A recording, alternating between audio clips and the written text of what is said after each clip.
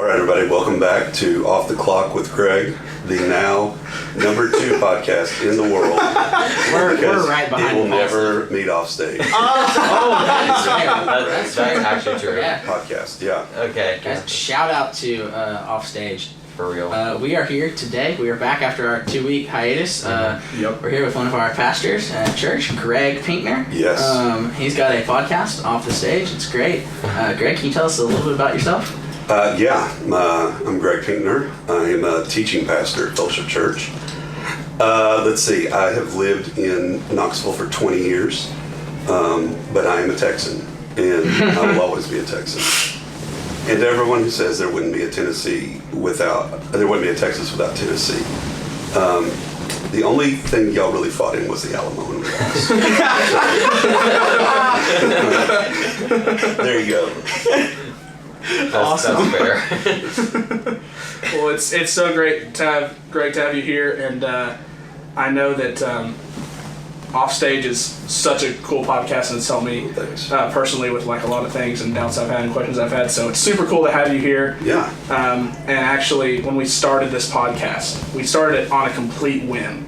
And we did that. We started. 100% factual. Guys, what was our goal when we started? Our number one goal when we started was to have you on the podcast. Oh, for one of the episodes. It was like, start the podcast, get and past episode 1, have Greg on the podcast. Hey, here we are. We have achieved a great goal. Yes. In our list. That was low fruit. You could have aimed much higher, but yeah, I'm glad to do it. No, we appreciate it so much. You. You definitely answer a lot of questions with a lot of wisdom, and I think if we want to segue, we have like a specific topic that we've had on like the list of things we want to talk about since day one. Okay. And we were like, we can't talk about this just us three. Like it's not going to go well. What do we know? Well, we know some things, but I think we wanted to talk about it with you because you've always shared a lot of wisdom on like relationships and high school relationships. You've definitely given a lot of teaching sermons to our high school ministry here that have been really helpful to me. I know really helpful to a lot of people. Yeah. So that was a topic I think that has been on the books since day one as well, and we want to talk about with you. Yeah. And when you said yes to the podcast, you were like, this is perfect. We'll talk about this. So, which, by the way, they got me on the podcast because we were arguing about Star Wars. we will get to. We will promise. It's coming. Star Wars is coming. That's right. They said Star Wars, and I said, I'm in. Yeah.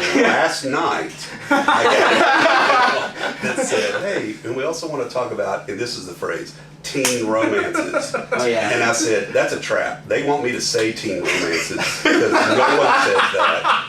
And it'll make them say, I'm on to them already. Teen romance. Busted. Copyright Greg Pinkner. So, right off the bat, Greg, what is your opinion on high school dating, high school relationships?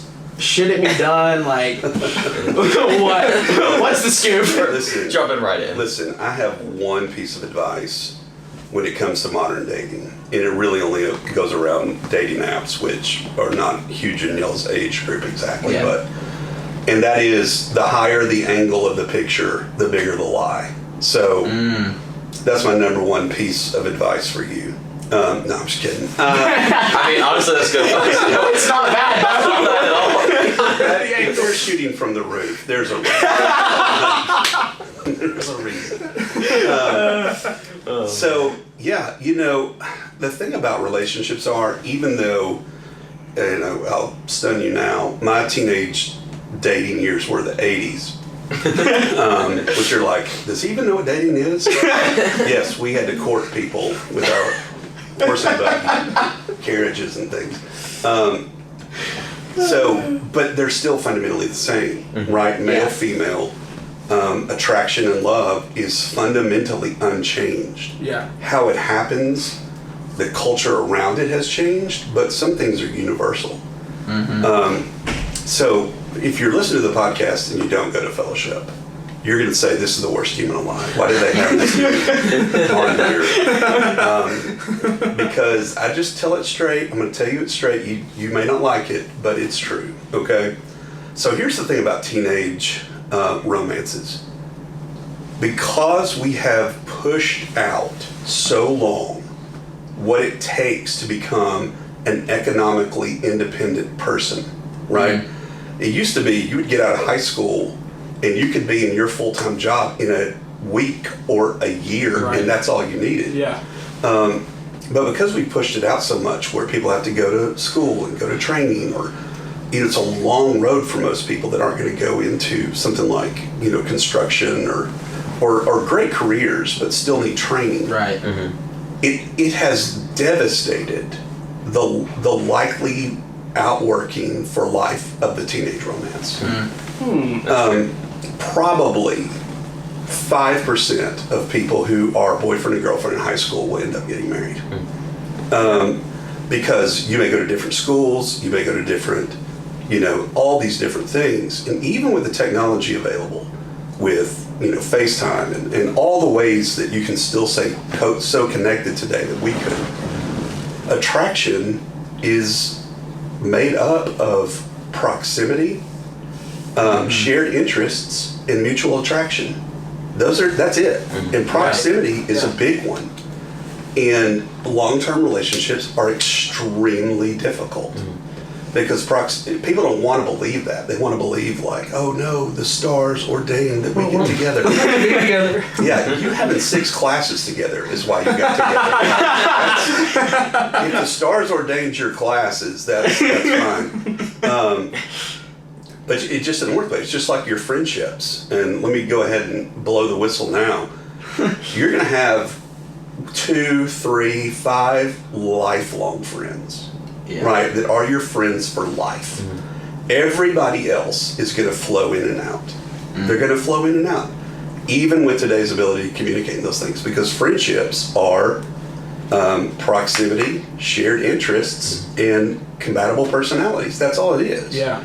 So when I say teenage dating, I don't want to dismiss it. I don't want to say it's not important. I don't want to say don't do it.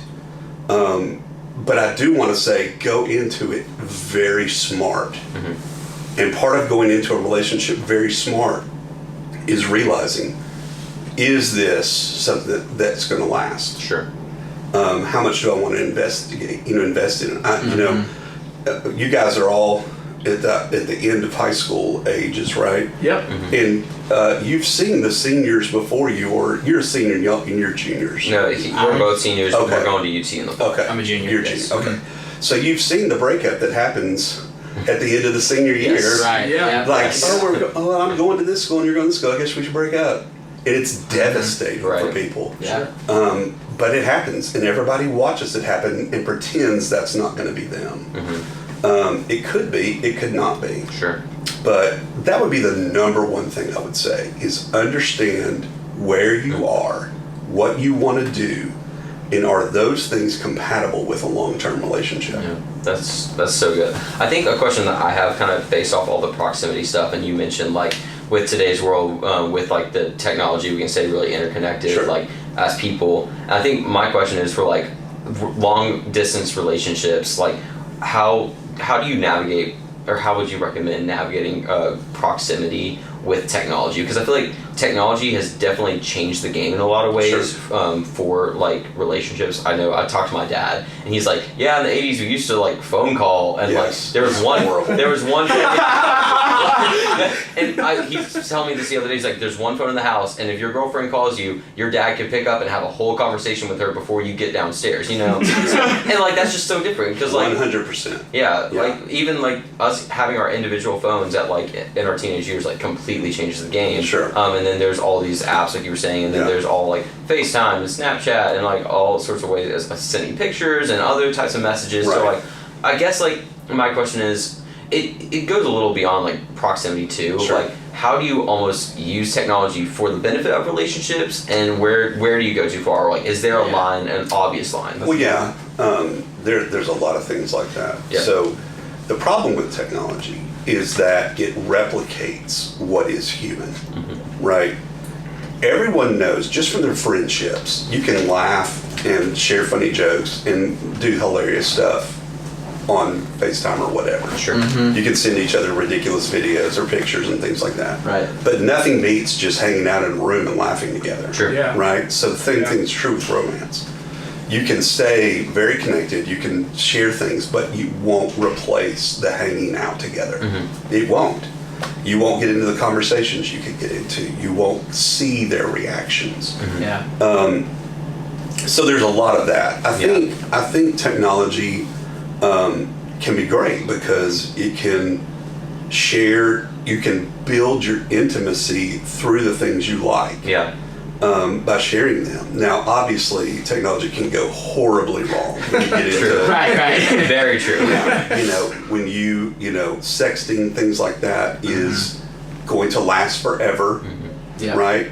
You don't control those things anymore. Yeah. And it's just foolish because you don't know if that relationship's going to work out. You don't know how those things can be used against you. And I'm sure some of your listeners have horror stories of some things that have gone on. Sure. But that's where you are trying to replace what is fundamentally human with something technological that was not built to handle those levels of human intimacy and emotion.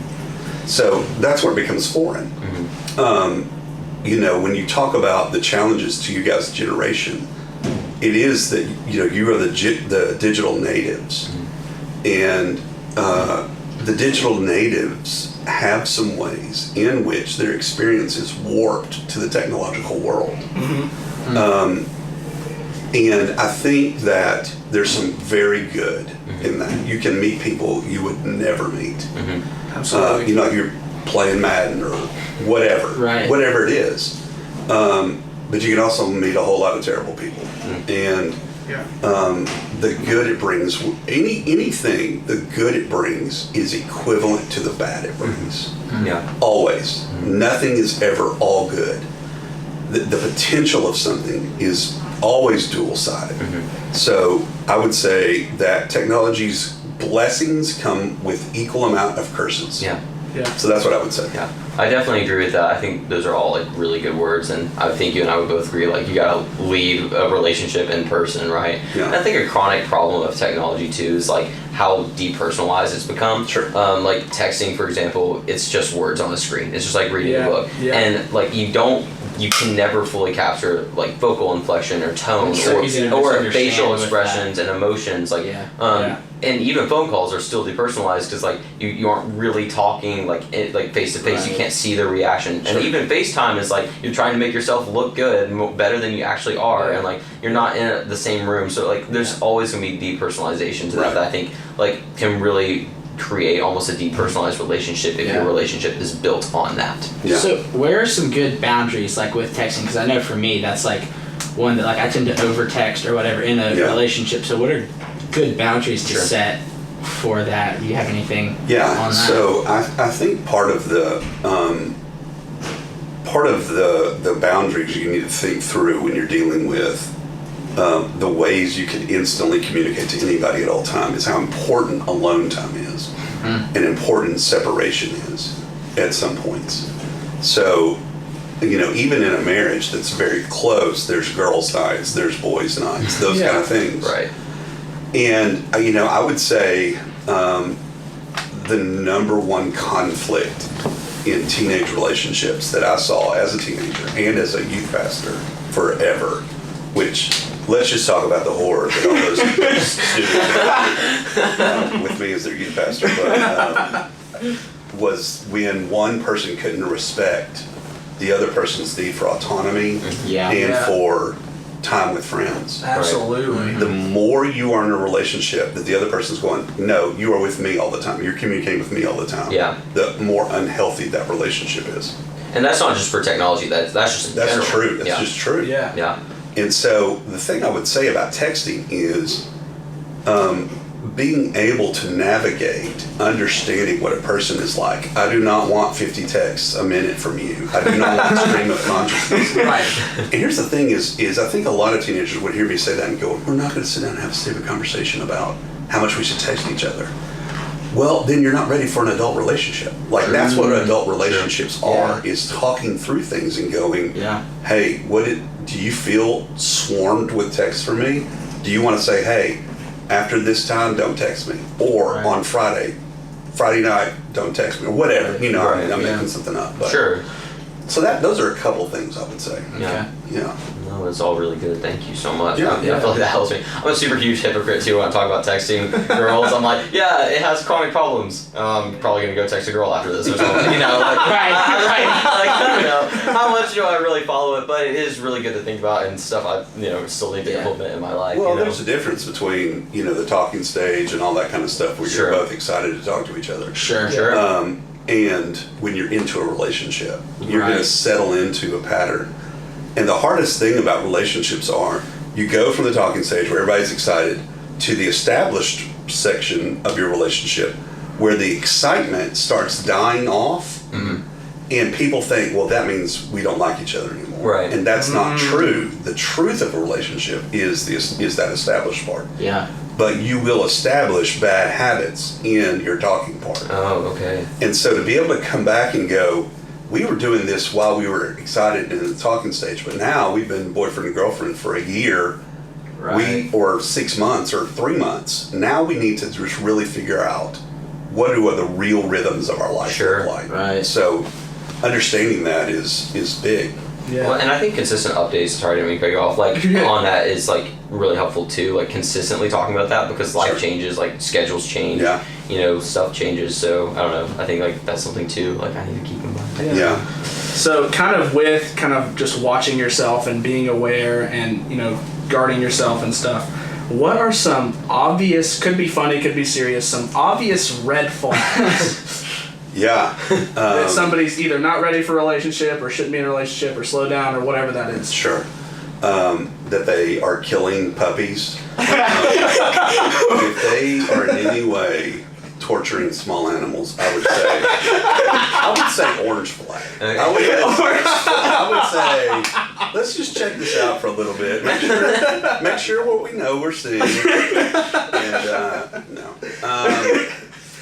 So there are obvious red flags. The person is mean. They're cruel. They look down on people. Sure. Things that everybody knows are red flags and stop you from getting attracted to. The hard part is we will often ignore, the higher the hotness of the person, the more you will ignore their red flags, which is absolutely true and absolutely dumb. So I think the subtle red flags you should look for are the number one thing that a relationship has to learn to do is to fight. You're gonna fight, and you have to learn how to fight. And so someone who does not argue well, someone who does anything to win an argument, lie, cheat, steal, gaslight, whatever. Someone who's a zero-sum arguer, never lets stuff go, never accepts apologies. These are things that are not going to be worked out well, except over a long time. Right. And if you have somebody who's unwilling to go, no, I'm not going to change because I'm right in this argument, you're never going to have a place in their life that is going to be stable. Yeah. Because they can't understand how to make room for another person. So that's one, if they don't know how to fight well. That's good. Two, I would say an understanding, if they have a disproportionate understanding of their stuff versus your stuff. So let's say you have a huge project coming up. Sure. And while you're working on your big project, they are nonstop texting you, going, hey, just cut 30 minutes out for me, etc. Yeah. And then when they have a big project too, they're like, why aren't you bringing me coffees every 20 minutes? Why aren't you, helping me? Why aren't you? And you see the disproportionate of it. And you'll know it and you'll just go, well, they're really stressed and this is not them and all that kind of stuff. Yeah. And it may be true that it's just the stress, but you'll notice it again and again where everything has to be on their timetable, their way. And so I think when you notice that, that's a red flag. Yeah. And it'll show up pretty quick. Okay. It shows up pretty quick. And then the other one, the last one everybody knows, if they are constantly flirting, if they're constantly flirting with other people, if they, you've gotten to a stage in the relationship where you're kind of like, we should start talking about that we're just exclusively talking to each other. Sure. Yeah. Or whatever. Absolutely. And they're like, oh, I am. But you know they're talking to people. Right. Like, just get out right then. Like, that's not going to change. And it's not, the old line is true. If they're into you, and you'll know it. Mm-hmm. And if you have any question about that, A, you're either right and should get out, or B, you are the problem. Mm-hmm. And Interesting. if you're going, well, I mean, I can talk to people, they're just friends and all that kind of stuff. Like, I get there are friendships, but you know the difference. Sure. Everybody knows the difference. Yeah. And so just watch out for that stuff. Those Yeah. are some of the things I would say off the top of my head. Cool. Great. So kind of That's so good. so speaking of friendships, Yeah. how do you navigate? Is it okay to Have a best friend that's a girl. have a best friend that's a boy. girl? Yeah, Yeah. sure. Well, I'll say it's more complicated than people want it to be. Okay. Sure. Yes, you can have friends that are girls. Of course you can. Yes, you can have friends that are guys. Yeah. Of course you can. But there are a higher percentage of unrequited love going on than you would even dream. That one of the person is in love with the other one. This is what I always say whenever I talk to students about dating relationships. Number one is the type of friend that you know likes you, but you just don't acknowledge it. Okay? If you know they like you and you just don't acknowledge it, you're a bad person. I just want to say that out with no qualms, because you need to cut them loose. You need to tell them it's not going to happen. It's never going to happen. Yeah. And you're saying, but well, I'll lose my friendship. You don't have a friendship. Yeah. You have unrequited love power over a person. And unrequited love is the worst thing in the world. My advice for friend-zoned people, blow it up. Go straight to them. Tell them how you feel. I'll lose my friend. You already lost your friend. You caught feelings. Your friendship's gone.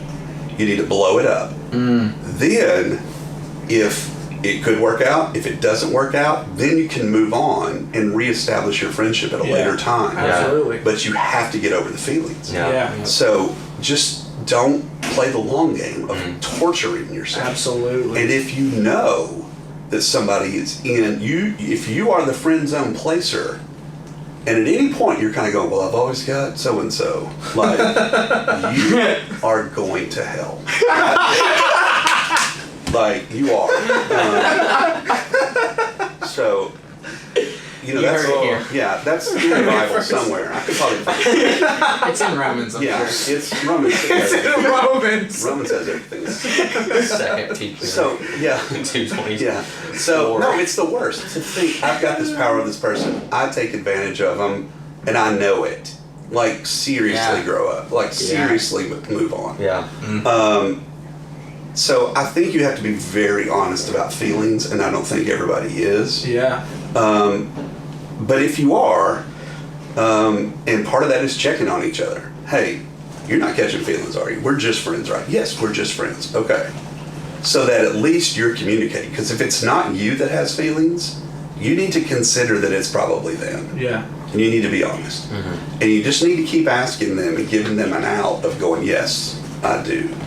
You know, or no, I don't. And then I just think you want to be smart, because you don't want to be one of those people that's like, because they will eventually hate you. They will eventually hate you. It's just a matter of time. Yeah. Leave it to Greg Pinkner to say it straight to your face.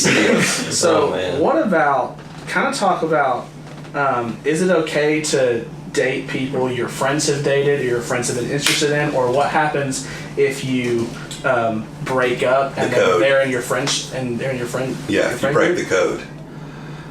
Yeah, I think part of that is understanding, did they go out one time and it didn't work out? That's one thing. Were they boyfriend and girlfriend for 2 years? Yeah. That's another thing. I think that if you are hanging out with a group of guys and you know, or girls, obviously, but it's all guys here, so, and you know, oh, this person likes her a lot, and I'm about to ask her out, you need to clear the air. And it may not be clearable, Yeah. but at least to try to do it. On the other hand, I would say, you know, there are a lot of friends group who get wrecked, and people have to choose sides. Yeah. And I've seen it. and all that kind of stuff. And so it is a sad but inevitability that will happen, even if you do your best. I think one of the things to make sure your listeners understand is when I say these things, even if you do the best, there's still going to be mess, right? Because it's just a fundamentally messy world. Yeah.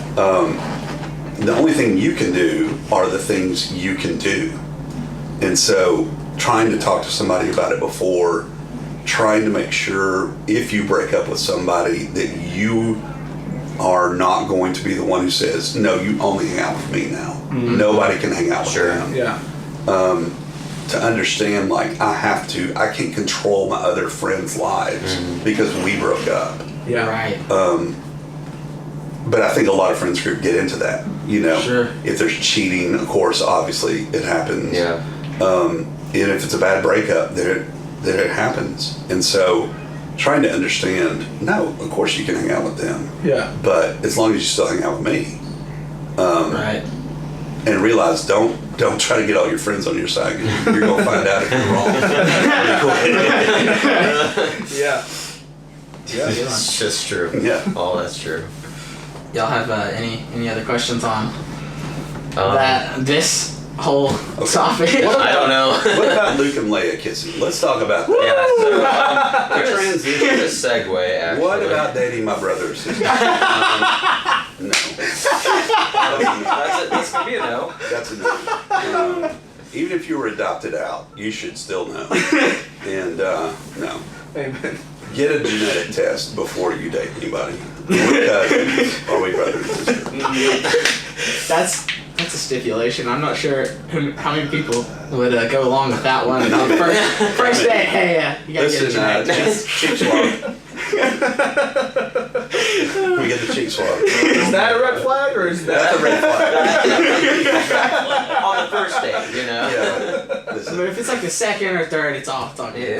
worry about it. Can I get your address? I need to send you something.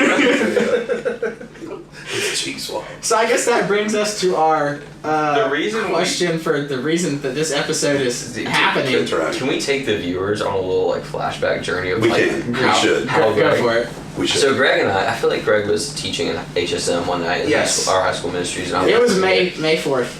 It was, that's why. May 4th Okay, be with that's you. why we got on. I was like, I could not remember why we got on this. So it was May 4th when we were talking about Star Wars, and for some reason, The Last Jedi came up. If you don't know, if you're a listener at home, you're like, I don't know anything about The Last Jedi. Basically, when The Last Jedi came out, there was this massive controversy, like splitting fans down the middle. Twitter was on fire. It was terrible. I say that like kind of jokingly, but it's kind of true too. Yeah. So people have strong opinions on that movie. It's a Star Wars movie. We're going to talk about Star Wars. So Greg and I started talking, and I have an opinion on The Last Jedi, and he has an opinion on The Last Jedi. We started getting into it, started to argue a little bit, and I was like, wait, Greg. This is an opportunity. Well, I was like, this is an opportunity. We're gonna shoot the shot. We're gonna shoot the shot. I was like, Greg, will you come on our podcast and talk about this with me there? Because I feel like listeners need to hear this. Yes. And I think it was just that's a great moment to kind of shoot my shot. That's Full right. send. So here we are. We are going to debate whether The Last Jedi. Mm-hmm. We're just going to debate The Last Jedi. Yeah. I don't know. Greg, share Yes. your opinions, please. Okay, so I would reframe that just a little bit and say, Go for it. it didn't split the fandom down the middle. It split the fandom down between Star Wars fans and morons. That's what I would say. Okay. This is really rocky, guys. I'm so sorry. So, Okay. Yeah. No, I mean, so this is so. If people aren't into Star Wars, they're just gonna go. All these dudes don't know anything about dating because They know way too much about Star they know way Wars. too much about Star Wars. So that's one. I think that's one right there. Okay. What's your opinion on The Last Jedi? Yeah. So The Last Jedi. So here's the problem with The Last Jedi. Okay. Now our debate went up. You said I think it's the best Star Wars movie. Whoa. In technical movie making ways. Is that kind of what you That's said? kind of what I was getting at. Yeah, Yeah. yeah. Well, I'll redefine it, but keep going. Okay. We'll roll with it. Okay. So here's the problem with The Last Jedi, and it is a foundational problem. Do I think the movie is beautiful in ways? Yes. Do I think it had some interesting moments and beautifully shot moments? Yes. Sure. Did it destroy Star Wars? Yes, it did. So, Oh my gosh. so here's why. That's such a blanket statement. Yeah, and it's I love so this. absolutely correct. So I'm gonna. Yes, show me, please. Okay, so what kind of movies are Star Wars? That's actually a question I want to like get at. Yeah. Because I have like my argument's going to kind of probably come from a little different angle, but I want to define what a Star Wars movie is. Okay, so go. Well, I don't know. I have opinions. I want to hear yours first. Well, so I feel like you're go making Star me Wars. talk first, so you can come back and Yes. go. That's 100%. But I'm No, good. that's not true. So- yeah, that's how the debates work. I was So, classically trained. so when you talk about Star Wars, people will go, "Well, it's a science fiction movie." It's not science fiction. It is absolutely not science fiction. Okay. Science fiction is Star Trek, not Yes. the J.J. Abrams one, ironically enough. We are but going to the- get into J.J. Abrams here in a minute. Yeah, but the older Star Trek Yeah. movies are science fiction. Star Wars is not science fiction. Agree. If you're wondering what the difference is, science fiction uses a story set in a technological age that begins to ask questions about what is fundamentally human. Yeah. That's what science fiction does. So Star Wars is not science fiction. Is it fantasy? Yes. Yes. I would say strongly yes. Okay, it's not fantasy. Why? And it's not fantasy because of how the stories are told. Okay. Star Wars is a myth. It's a mythology. It's a Okay. fairy tale. It absolutely starts with once upon a time. Long right, ago, galaxy long right? ago. Okay. All right. So once upon a time is how the stories all start. Sure. And it falls into myth-making categories. Also, what was the guy's name? George Lucas said it's a myth. So I think Yeah. But can we agree that's a myth with like fantastical elements? Yes, Okay. yeah. Cool. That's what I'm getting at with the fantasy. But all keep right. going. So mythologies Sure. are based on the idea of communicating truths to an audience about good and evil, about right and wrong. That's what myths are for. Okay. Right? That's what fairy tales are for. They are about communicating values. Part of the reason Star Wars gets so much hatred is that they are fundamentally built for children to tell children's tales very simplistically about right and wrong. Sure. And so when people grow up and they want an adult version and they're still making kid versions, Right. they go, well, this is terrible. And you go, no, you didn't, you aged. Yeah. Yeah. You know, every group thinks their Star Wars set of Is the movies best. is the best. Is the That's best. true. That's so 100% true. accurate. Yeah, so why did they do that? Because they were made for kids. That's what it's for. All through Star Wars, you have archetypes. All right? And this is where we're really going to disagree. Okay? Yes. Yes. In Star Wars, I already sense it. yeah, so in myths, you tell stories of archetypes. Someone's a hero, someone's a villain, Right. someone's this type, and that is all they are. There is no character growth in myth because they always represent an idea. They always represent an idea. In Star Wars, of course, you have Luke Skywalker. He is the hero. Every movie we watch is filmed according to the hero's journey. Sure. You know, Yeah. archetype storytelling. So he is the hero. He's always good, always right, always these things, Yeah. right? And the mythology of the world building of Star Wars is based on the Force having this duality that you have to choose sides on. So when you come to The Last Jedi, the purpose of The Last Jedi is to undermine the meta myth of Star Wars universe. That it's not just black and white, that it's gray, that there is no light side and dark side. No one can control those things, right? Okay. Well, we'll dig into that a little bit, but I get where you're getting at. Yeah. So that is an uncontestable fact. When you have Luke, Hold up. yeah, Hold up. okay, We're not going to say uncontestable, but we can say it's an argument. okay. We'll go with argument. No, it's an Yes. uncontestable fact. Take him down, Grant. Okay. Do it. Silence. Yeah. Here's why I say it's an uncontestable fact. Because Luke Skywalker and Yoda say it in the movie. Sure. So they literally say that. Both of them. Okay? They literally both say that. When you destroy the meta myth of a world-building myth, you have destroyed the world. Sure. Right? So I think that's what I would say is the reason you have problems with Star Wars archetypes is that they're archetypes. Honestly. They're archetypes. They're not supposed to change. Sure. Right? Obi-Wan, as much as everybody loves him, is the doomed hero. He is going to lose everything, right? Sure. He's going to lose all the time, but win in the end, even though he lost. Rey and Kylo are the divine twins. They're Apollo and Artemis, right? The godly twin power. That's why they're so much more powerful than everybody else. Yeah. Darth Vader is the Sisyphean character who is doomed to roll the boulder up a hill and lose it every time. Yeah. He will do all this work and always lose in the end, right? And on and on and on and on and on. You have the good rogue in Han Solo, and I think they were trying to make what's the guy's name? Poe Dameron that in the new ones. So the issue with trying to dig out of a meta myth to open the story fundamentally denies what Star Wars is. Okay, so I think like I can definitely agree with almost everything you said, with maybe a bit less like I don't know, maybe a bit less strongly, but I can agree. I think so. Something that comes to mind, I think really when you dig into the meat of The Last Jedi, it is about gray areas. And what you said about myth is that it's trying to like almost tell a moral, like tell a value.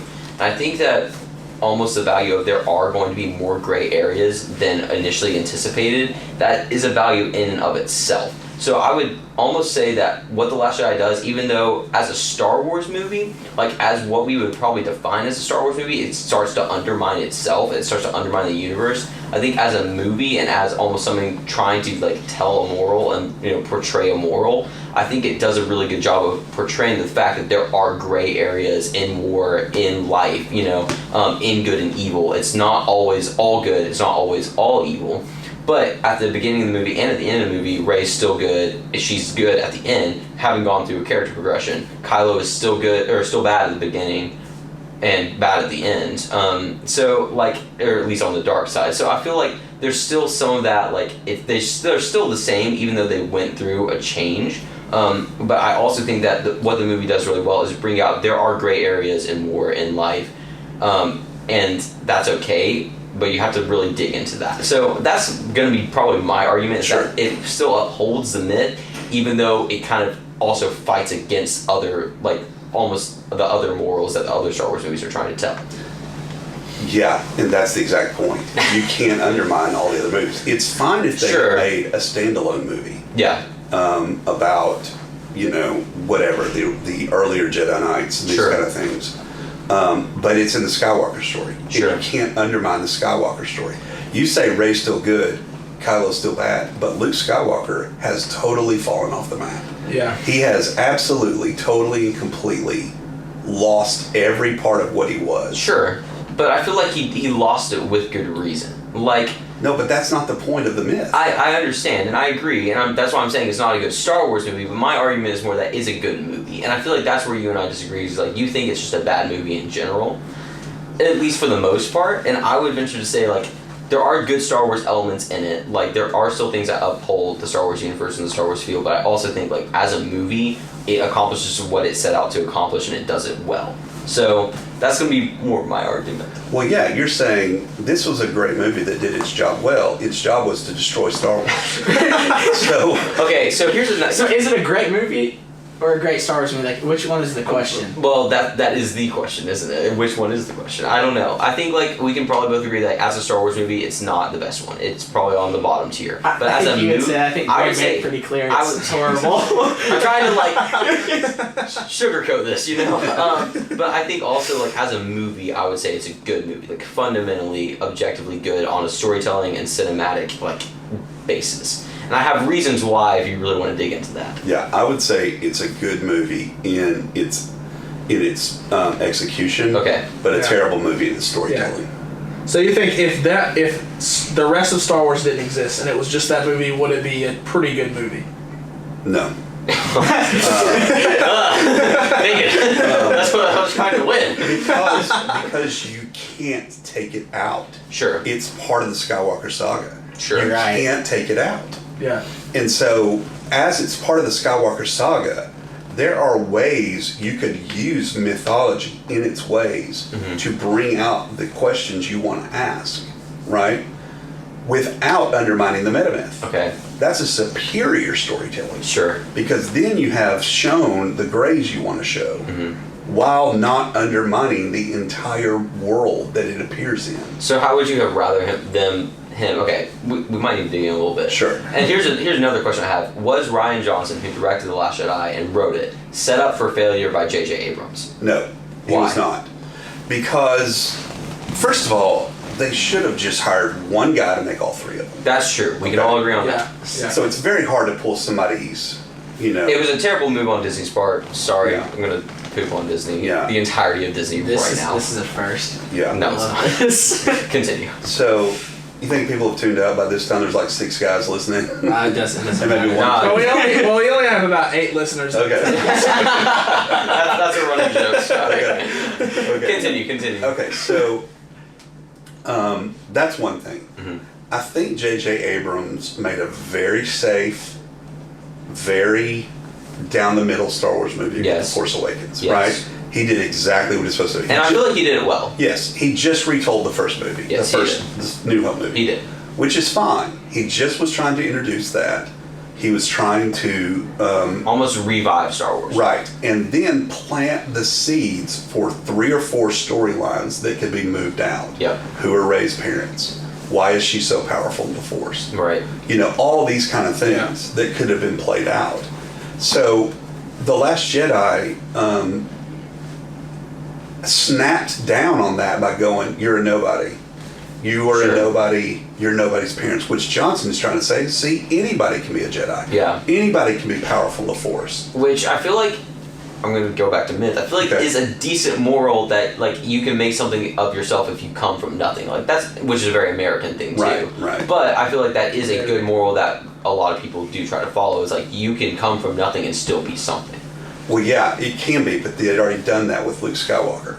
But okay, here's the argument though. He didn't really come from nothing. It just appeared that he came from nothing. He really came from like a powerful lineage. Right. Like almost like your lineage, like your parents don't really matter as much because you can make yourself who you are. Right, which is a very modern, I agree. understanding. But Rian Johnson signed a 4-picture deal with Star Wars to go make his own Star Wars trilogy. Which I think on its own would be great. But it's not going to happen now. That's true. Because... Which we have the Knives Out movies, so who really cares anymore? Yeah. But he made that movie to open things up so he could go tell the story he wanted to tell. Right. Which is fundamentally going, I don't understand the assignment. Instead of saying, I'm supposed to continue the Skywalker saga to the end. True. Okay? I'm supposed to continue the Skywalker saga to its ending, but I'm going in and going, I'm going to open it all up so I can go tell my 3 stories. Sure. Is a bad move. I agree with So that. I'll say the way they could do that was having Luke and Rey both pursuing good, but fundamentally at odds with one another about what good is. Gosh dang it, now I really want that movie. You see, Yeah. then it becomes, there's a lot more good than, there's a lot more to being good than just being what you think good is. Sure. And that brings out the gray area. Right, and it does. So I think that's what I would do. Now, part of Disney's dumb idea was that each one of the original trio had to have their own movie, which fell apart when Carrie Fisher died. Which is, yeah. You were going to have Han's movie, Luke's movie, Leia movie. Right. Which I think would have worked for the trilogy. It would Had have, Carrie Fisher not died. yeah, but the problem with it was you had to go, oh, Luke's gone to this place to do nothing and no one knows where he went. Like, okay, the most powerful dude in the universe just disappeared. Everybody's like, oh well. right. Yeah. Well, and I think what they did is they almost turned Luke into Obi-Wan. Like, they turned Luke into this doomed hero who will lose and who lost and will lose, which he was the hero that won. So I think But And that that's almost part of changes his character, at least. Oh, in it my does. I opinion. agree. Now, do I think like the reasoning behind it and what Ryan Johnson did with it makes sense, like with how the story plays out? Sure, but is that fundamentally Luke Skywalker? No. Yeah. So that's where I say that's where it really begins. It's going. There's going to be this really good reason that Luke's gone. No, it's just that he lost all hope. Okay, like Right.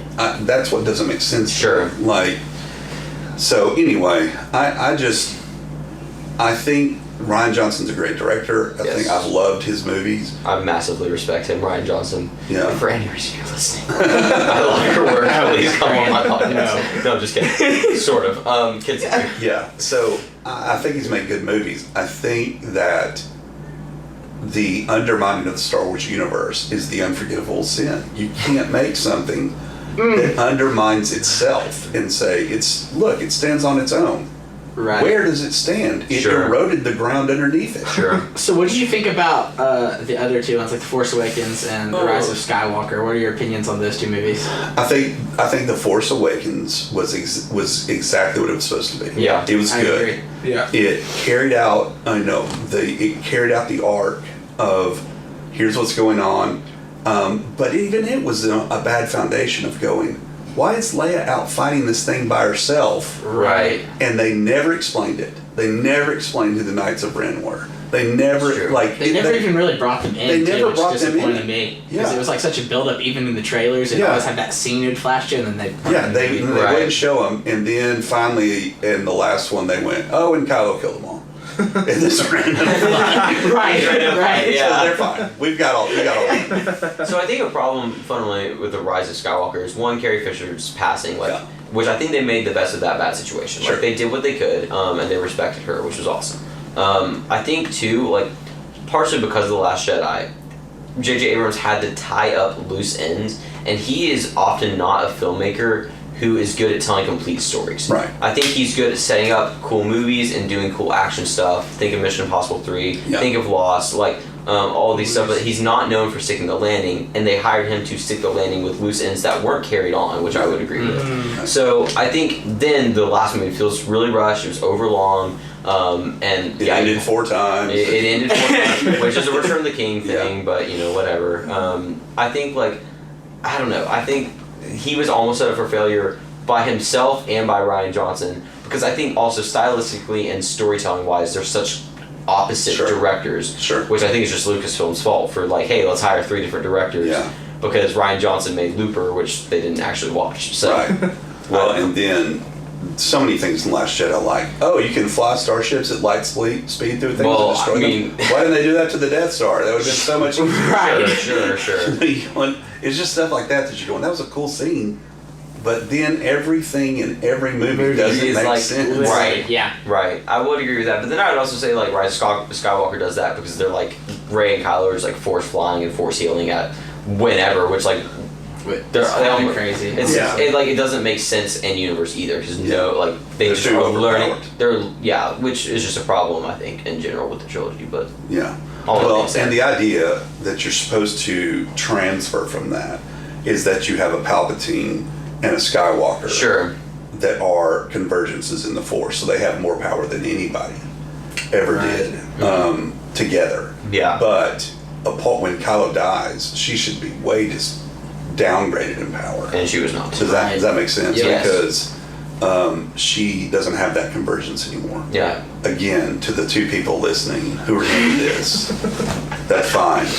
We dig it. That's all we do. I have it. one more Star Wars related topic. Okay. I assume you've seen Kenobi. Yeah. Okay.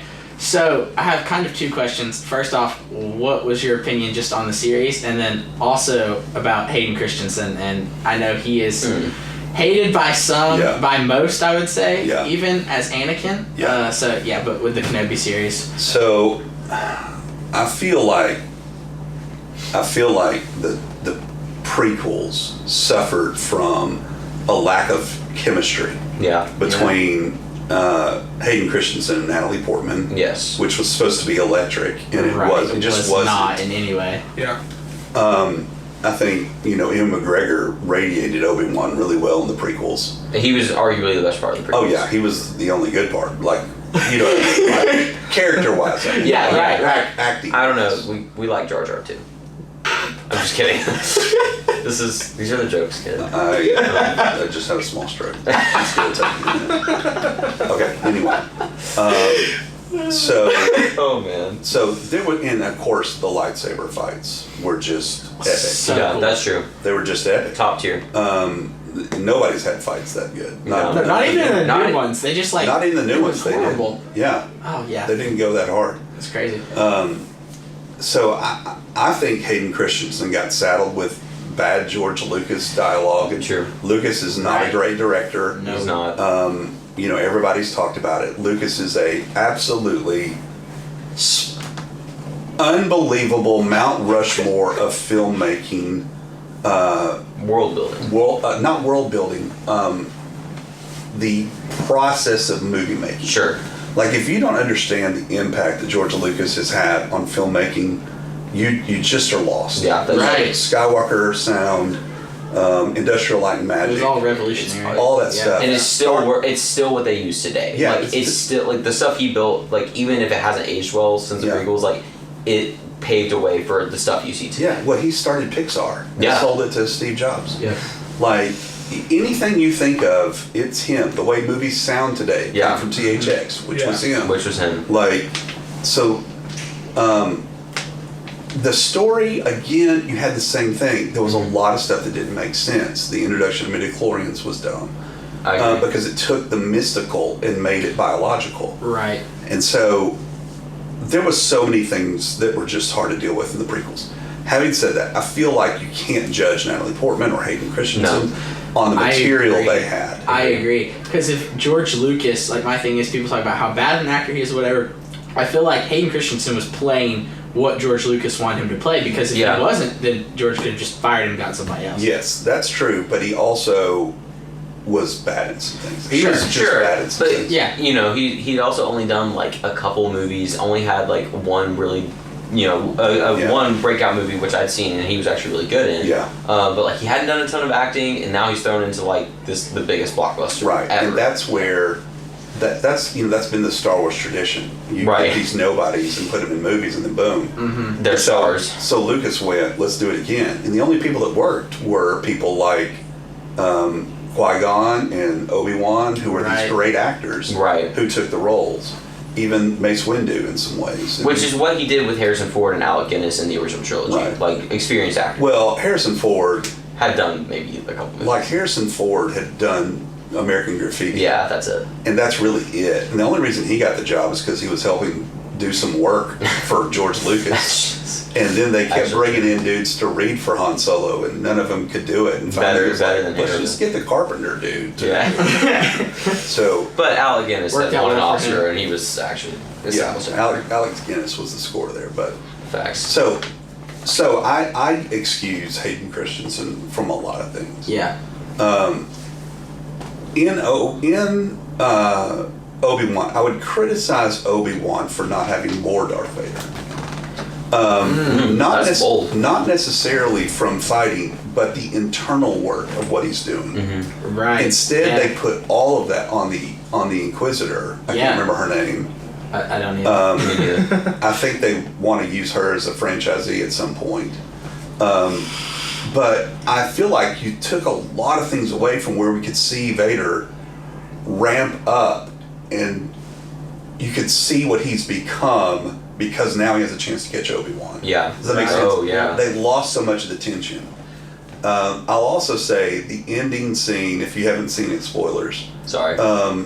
where they're talking to each other. And go back and watch that scene with the red and the blue tinge, and watch the red and the blue tinge shift between them. And when the blue is on Vader is when he becomes almost human again, and says some things to Obi-Wan that are like, you didn't do this, I did it. You know? Right. And then it comes back harder red than it's ever been. Yeah. Just the lighting in that was so So cool. And we got to talk about like the sound design on that scene where they meshed James Earl Jones' voice and Hayden Christensen's. Yes. Like Amazing. with that split helmet, like that. I feel like honestly that scene redeemed all of Hayden Christensen for me. Yeah. Because like one, it meshed Anakin and Darth Vader, which we hadn't ever really seen. Like, we see Anakin become Darth Vader, but we don't ever see like the middle part where I don't know where James it's like, Earl's and Hayden Christensen's characters. yeah, where it's combined. like because there is kind of a distinct like Darth Vader in the original trilogy and Darth Vader in the prequels, where or Anakin in the prequels, where it's like they feel like different people. Yeah. But this is the Right. most it's felt like, oh, I see it. This is Yeah. the same person and how he became this. Yes. Honestly, Well, and the Clone Wars are Yes. absolute. You have to watch the Clone Wars to get the So prequel. good. Like, it doesn't make sense No. what Anakin does if you just watch the movies. I agree. They do not make sense. I agree. But the Clone Wars makes it make sense. Yes. And so, who's going to sit around and watch the 150 episodes of the Clone Wars now? But, A lot of I have. people. but yeah, me and my boys watched them together and Rebels and all that stuff. So we Oh, watch right. Rebels is really good too. Yeah, we watch everything Star Wars. Yeah. So It's the best. yeah, so I would say I thought it was good. I didn't think they used him enough. I think they left a lot of drama on the floor that they could have used with him and Obi-Wan because they saved it for spectacle. Right. And so there's some of it else going, okay, I get it a little bit, but I feel like if the 6th episode hadn't ended the way it did, like I felt like the show would have been a pretty big disappointment. Yeah. I feel like that kind of redeemed. I mean, it's not the Mandalorian. It's not even the stratosphere. Yeah, definitely not. I think we might have to dig into the Mandalorian another time because that's a whole conversation. in and of itself. Different. Which I think we all probably agree it's phenomenal television. so but They just need to give the whole Star Wars thing to Filoni and Favreau. Oh my and gosh, Let them Yeah, run let with him go with it, Facts. for sure. that is something we can definitely agree Yeah, on. they right just there. need to, they've got this thing, which freaking Jon Favreau, that dude does not get enough credit No. for the MCU is him, the MCU Yeah. is him, Yes. the Mandalorian, those things are him. Yeah. Yeah. Elf Yes, is him. exactly. You just go on and He on. does This a dude lot. has just been Crazy. knocking it out of Yeah. the park for 25 years, and everybody's like, It's crazy. Everybody's like, who's Jon Favreau? And you're like, yeah, you're like, who's Jon Favreau? He's like, have you seen any movie that you love? That was him. So I've got 2 final questions Okay. for you so we can wrap up. Yes. We had a lengthy debate a while back about Spider-Mans and who is the Oh, best yes. Spider-Man. Okay. Just out of curiosity, who is the best Spider-Man and why? Oh my gosh. Out of the 3, Toby, Andrew, and Tom. Okay, do you mean just movies or overall? overall as Overall, characters. the character itself, not the movies. Okay, then it's Tom Holland. Yeah. I agree. Never You- mind. you Me and have- Greg are on solid ground now. You have to. Tobey Maguire was too nice as Peter Parker. Peter Parker has an edge to him, Yeah. and the sarcasm of the talking and stuff. Yeah. Andrew Garfield was too cool to be Spider-Man. Like, he has to Right. be kind of Right. quirky and dorky. So yeah, I would say Tom Holland is Okay. the easy winner there. Cool. How do you feel about Tobey Maguire's Spider-Man? Ian is like, Ian is searching for a specific comment. I'm just curious. Okay, you would not have any of the superhero movies you have today without. Right, I can agree with that. Right. Absolutely. So no MCU, no Batman trilogy. Absolutely. Yeah. Nothing. So that deserves respect. Right. I agree. One is a very good superhero movie for its time. 2 is a really good story and everything. 3 is a mess, Agree. an absolute mess. Do I think they rank with the best superhero movies that have come out since? No. Tobey Maguire, I think, is a little too oh gosh in the movies. Right. But that was his persona. That was Sure. kind of his persona at the time. Sure. So, I don't hate him. I don't love him. I just respect what they did. Okay. Sure. Yeah, okay, that's a so- good, Ian answer. hates. I strongly dislike the Despise. Tobey Maguire. I respect like what it did for Yeah. all of that. I just cannot stand the movies. Okay, I need y'all's run on the Dark Knight trilogy. Oh, I was literally gonna ask you. Ooh. Okay, Okay, this isn't about Dark Knight, but what do you think is the best superhero movie like ever? Dark Knight. I agree. Yeah, Okay. Dark Knight. I am a Batman fanatic. Okay. Like, Batman is my dude. What do you think of the Batman? The new one. Yeah, I thought was fantastic. Mm-hmm. I thought I do have a lot of questions about the Bruce Wayne character. Yeah, me too. If Yeah. they are planning a trilogy like they say they are, Which I think would be sick. yeah, and if they're thinking we're going to show the growth of him in the next two, then it makes sense to play Bruce Wayne so one note. Yeah. If they aren't going to do that, he's going to stay the same, then they radically get judged down by me. Even though they are so beautiful. The cinematography, the lighting is so awesome. It's beautiful. I also like that it dug more into Batman as detective. Yes. Yeah, That's honestly super cool. that's It's a the new best side. thing. That's the best thing it did because like we've seen Batman as the superhero. Yeah. Like Batman, like that's what you watch the Dark Knight trilogy for. Right. This is Batman as like The detective. Gotham's detective, and Right. it's sick. So back to the Dark Knight trilogy. Okay. Oh yeah. I don't know. Do we want to dig into this right now? I mean, we can for a second. Just quick, yeah. Just briefly. Dark Knight's probably one of the best movies ever made, Yeah. and Yep. mostly Heath because of Ledger's Heath Ledger. performance is Yeah. one of Because the greatest ever. I would argue it's probably the best performance I've ever seen. Now, it's I haven't seen all the movies ever made, but I can't think of a performance that leaves a bigger impact, one, on the world, and two, on like the superhero genre, and Right. just three, on me. Like Yeah. that performance will stick with you Yeah. because like it's haunting in a lot of ways. It gave my brother nightmares. I'm Yeah. so sorry. I'm so sorry, Luke Crenshaw. Shout out. I also think it was Ethan that gave him that. It could have been Ethan. I don't know. No, I don't know. That's the best one. Batman Begins is fine. It's good. It's a good movie. It was cool when I was 10. Dark Knight Rises is a bit of a mess, but I think like it has redeemable qualities. Yeah. I kind of wanted more from it. Yeah, so the thing about the Dark Knight movies is you have to understand the juxtaposition between the character and the hero and the villain. Yeah. So the Joker was Batman's opposite when it came to chaos. Yes. Not using a regulatory principle, but just being the wild card that the other side couldn't deal with. Yeah. And Bane is Batman as absolute control. Yeah.